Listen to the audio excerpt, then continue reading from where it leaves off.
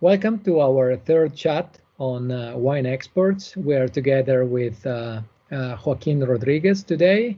Joaquin is a lawyer, is the author of our report on Mexico in the Practical Guide to International Wine Distribution. Is a good friend and is a connoisseur of wines. And thank you, Joaquin, for being with us today. Would you like to say a few words to introduce yourself? Well, absolutely. First of all, thank you very much, Roberto, for the opportunity. Let me just say a few words on myself. Exactly, I'm a lawyer based in Mexico City, a partner of Ecija Law Firm, and essentially my practice area comprises commercial, contractual matters, and compliance. Besides that, as you just pointed out, I have a preference and a certain knowledge of the wine, which is one of my passions. So I'm very glad to be here to address this topic.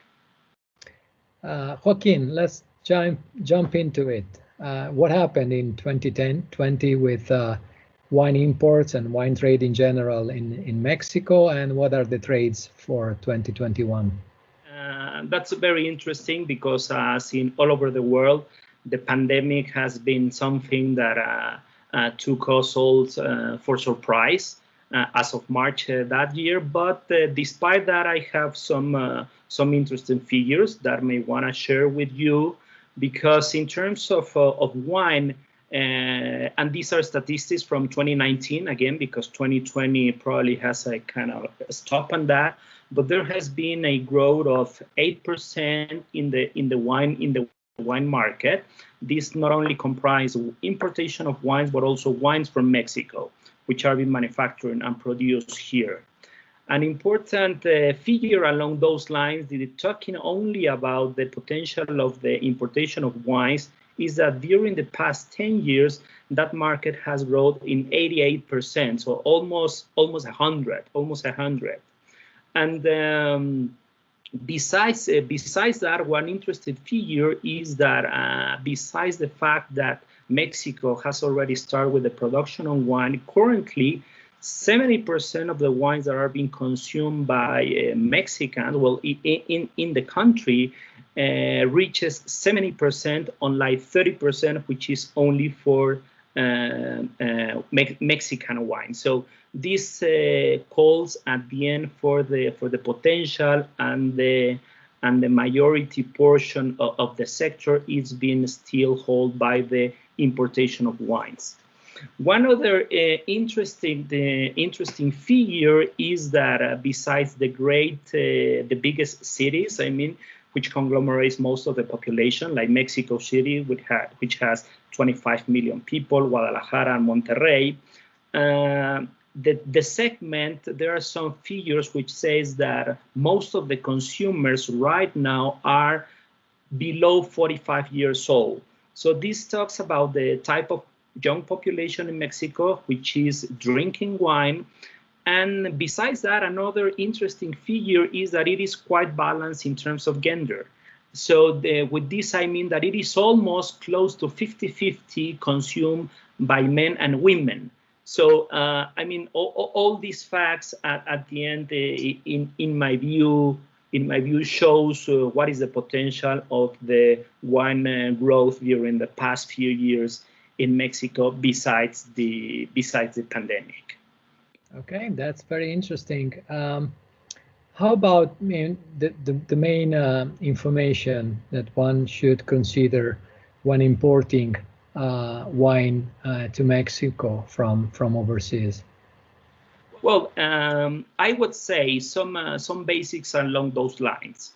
When any client approaches to say what would be the first steps, I always try to advise to start from the simplest instead of the complex. So with the simplest, I mean, okay, well, you can always come and settle down your company. But first of all, in order to get to know the market, I would say there will be a number of options of distributors which already know the market, how is the segment divided, so on and so forth. So I would say the first would be to try to to identify a reliable partner. In those, that would be saving you a lot of time, and let's say would make more efficient their startup process, because essentially you would need to have an import authorization, which is granted by the Mexican Tax Administration Service, which is pretty straightforward. And besides that, well, in terms of labeling, you may want to make sure that those complies with some guidelines from the health authority, and just to make sure that it fulfills with Mexican official standards, which are relevant, let's say, from a consumer protection perspective.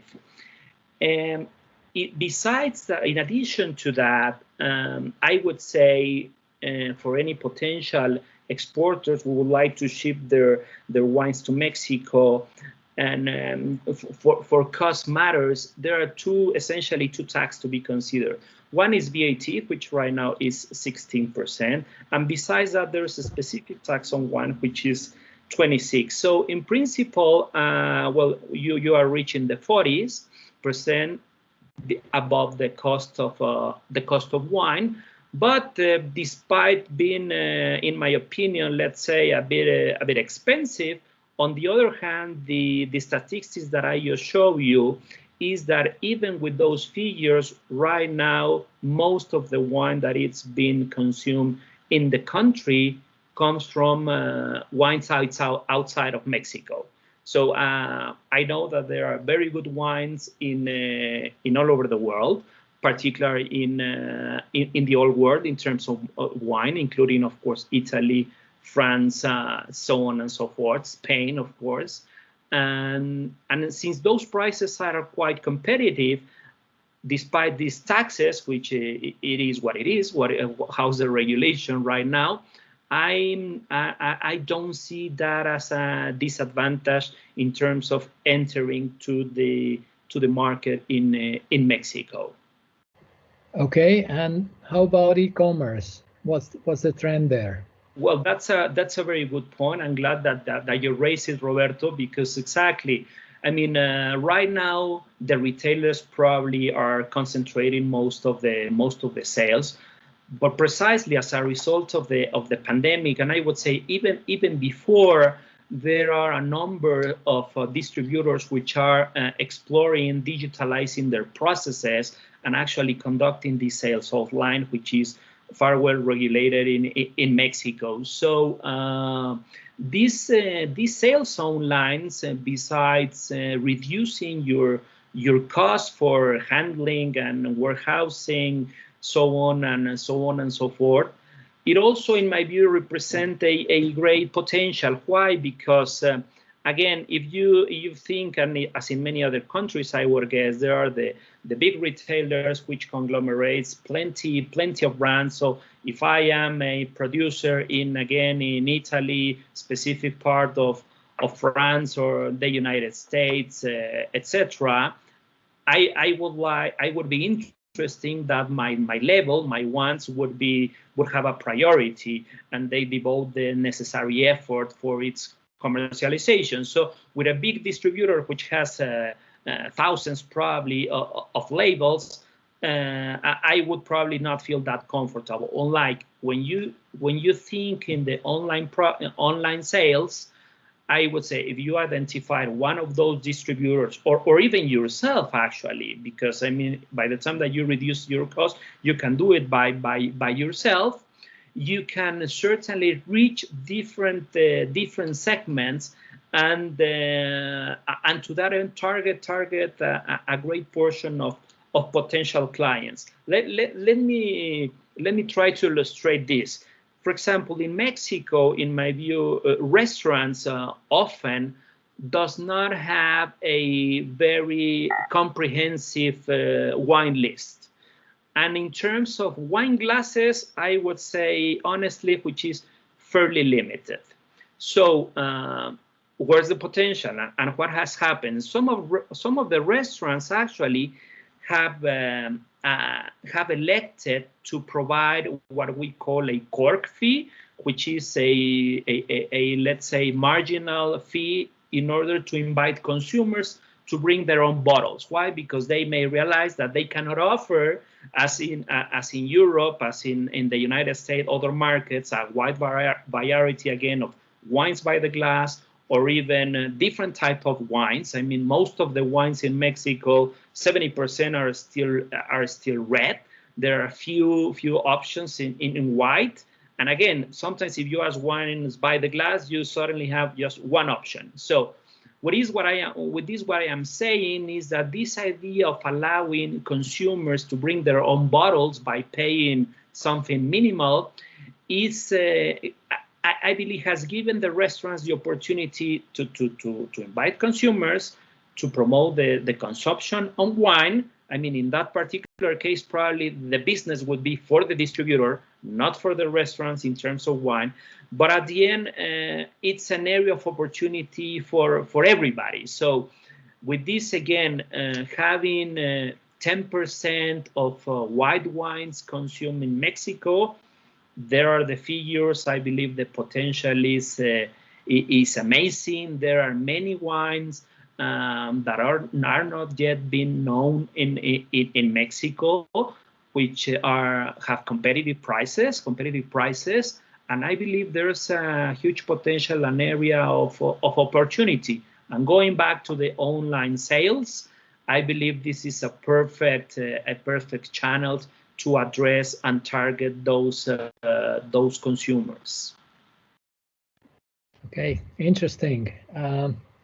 Final point would be looking at the agreements with your commercial partners in Mexico. So what should a foreign brand consider when dealing with contracts and agreements for wine distribution in Mexico, considering agency distribution and the other usual contracts?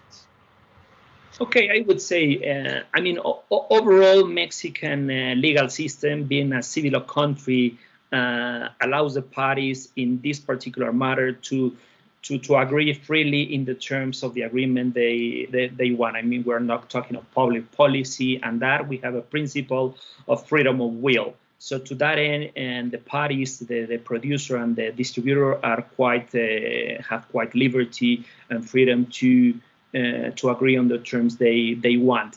I would say first step, of course, would be also to take care to the IP matters, with which I am thinking in having proper protection of the trademarks. And in terms of contract, I would say, well, yes, we have our commercial code and our civil code, which regulates these rules, this purchase and sale of assets. And there's no, unlike other countries, the distribution contract or the agency contract govern as such in our code. But at the end, you are talking about an intermediary in the relationship.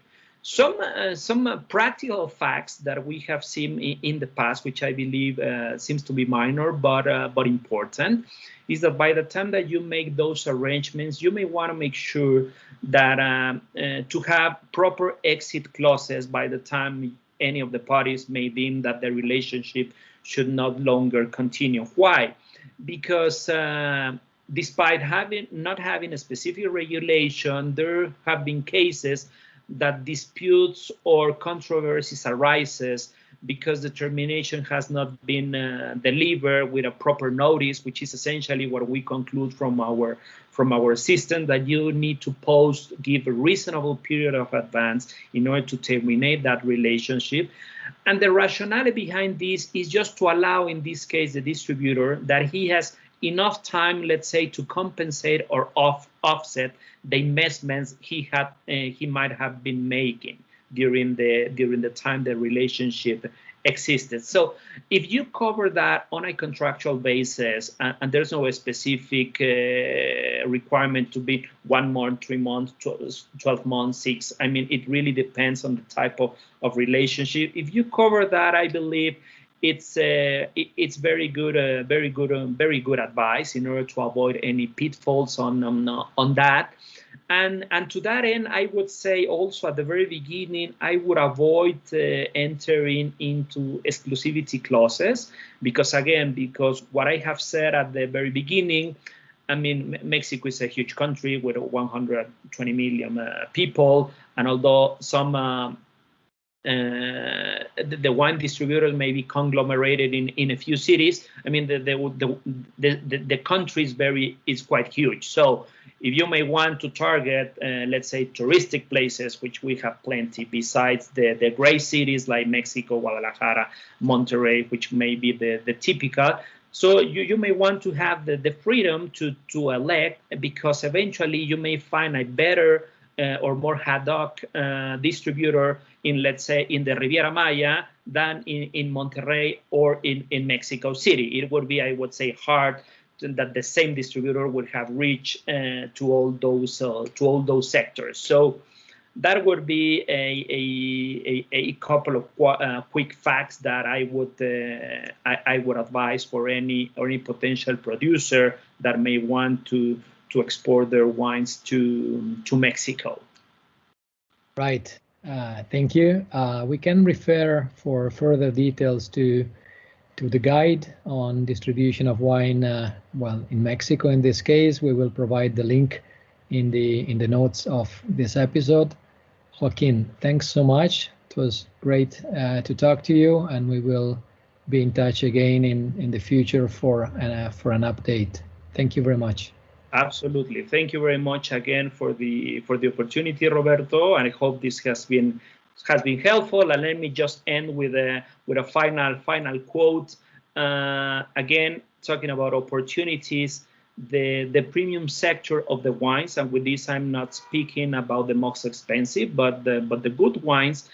Again, I believe they do have a great potential in Mexico. And particularly, I am talking again in white wines, sparkling wines, and rosé wines. And let me just finish with these quotes. Once I heard a French guy saying that the wine that should most be drank in Mexico should be the rosé wine. Why? Because we normally have a very nice weather during the year. You can drink it chilly, and it goes perfectly with plenty of food. And right now, rosé wines, I am sure that does not even reaches 10% of the consumption in Mexico. So there are the figures, and there is the potential. So I hope that many of the people that is hearing this is considering Mexico as a market to start the exportation wine business.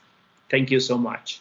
Well, thank you. And looking at this from the Italian perspective in particular, that's definitely good news. White, sparkling, rosé.